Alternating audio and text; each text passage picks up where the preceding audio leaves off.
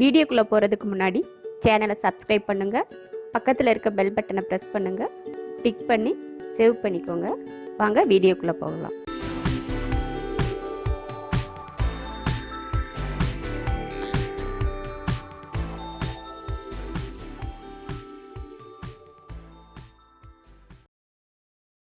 முட்டை கிரேவி பண்ணுறதுக்கு 4 முட்டை, உருளைக்கிழங்கு 1, பெரிய உருளைக்கிழங்கு அதனால் 4 வெட்டி வச்சுருக்கேன். சின்னதாக இருந்தால் 2 வெட்டினா போதும். தாளிக்கிறதுக்கு பெரிய வெங்காயம் 1, கருவேப்பிலை,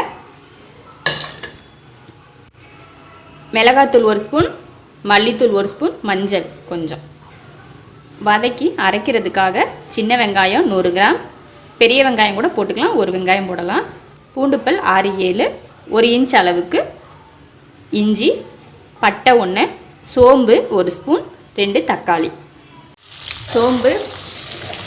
சோம்பு, வெங்காயம், இஞ்சி, பூண்டு, பட்டை எல்லாம் போட்டு வதக்கலாம்.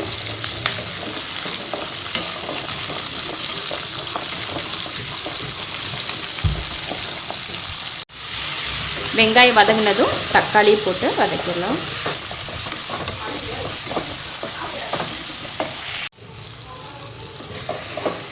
வதங்கிடுச்சு. இப்போ மாற்றி வச்சிடலாம். தனியாக போட்டு வச்சாச்சு. ஆறுனதுமே நம்ம அரைச்சிக்கலாம். இதை வெங்காயம் தக்காளியெல்லாம் வதக்கினதுக்கப்புறம் எண்ணெய் ஊற்றியிருக்கேன்.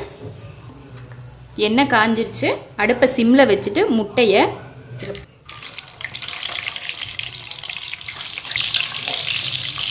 கொஞ்சம் உப்பு, கொஞ்சம் மஞ்சத்தூள், முட்டையை வறுத்து வச்சு எடுத்துடலாம்.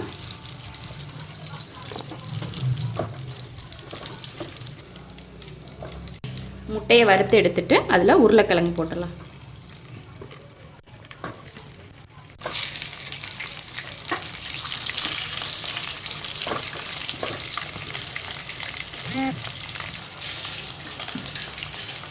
உருளைக்கிழங்கும் வறுத்தாச்சு எடுத்துடலாம்.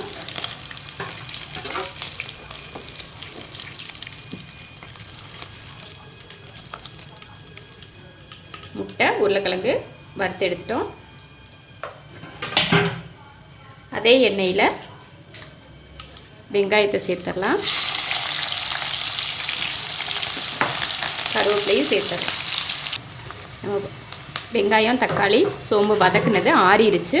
வெங்காயம் வதங்கிறதுக்குள்ளே இதை அரைச்சிக்கலாம். நல்லா வதங்கிடுச்சு. தக்காளி, வெங்காயம், இஞ்சி, பூண்டு, சோம்பெல்லாம் அரைச்சாச்சு. இந்த பேஸ்ட்டு இதில் சேர்த்துடலாம்.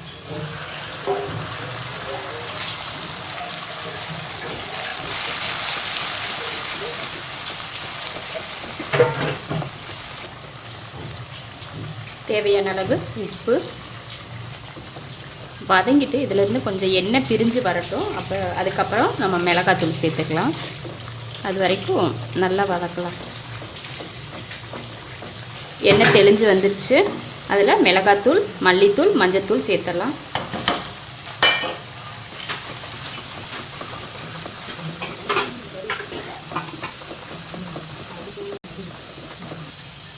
தண்ணி அதிகமாக சேர்க்கக்கூடாது. நம்ம அரைச்சதை கழுவுன தண்ணி மட்டும் கொஞ்சம் ஒரு அரை கிளாஸ் இருக்கும் ஊற்றுறேன். ஊற்றிட்டு வேக வச்ச உருளைக்கிழங்கு, முட்டை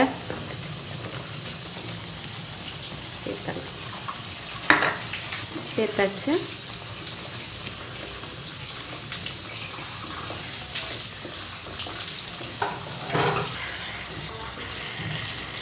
முட்டையும் உருளைக்கிழங்கும் போட்டு நல்லா கலந்துட்டு அடுப்பை சிம்மில் வச்சிடலாம். ஒரு 2 நிமிஷத்துக்கு மூடி வச்சிடலாம். அடுப்பை சிம்மில் வச்சு மூடி வைக்கணும். மூடி வச்சிடலாம்.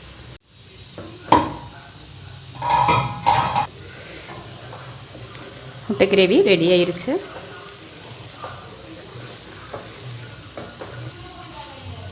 கொஞ்சம் மல்லித்தலை. அடுப்பை ஆஃப் பண்ணிடலாம். இப்போது முட்டை கிரேவி ரெடி ஆயிடுச்சு. சப்பாத்தி, சாப்பாடு, பரோட்டாக்கெலாம் ரொம்ப நல்லாயிருக்கும். உருளைக்கிழங்கும் முட்டையும் வறுத்து நம்ம கிரேவி செஞ்சுருக்கோம். அதனால் உருளைக்கிழங்கு முட்டையும் சாப்பிட்றப்போ நல்ல டேஸ்ட்டாக இருக்கும். நீங்களும் இது போல் முட்டை கிரேவி ட்ரை பண்ணி பாருங்கள். பிடிச்சிருந்தா லைக் பண்ணுங்கள். மற்றவங்களும் பார்க்கணுன்னு நினச்சா ஷேர் பண்ணுங்கள். மறக்காமல் சப்ஸ்கிரைப் பண்ணுங்கள். நன்றி.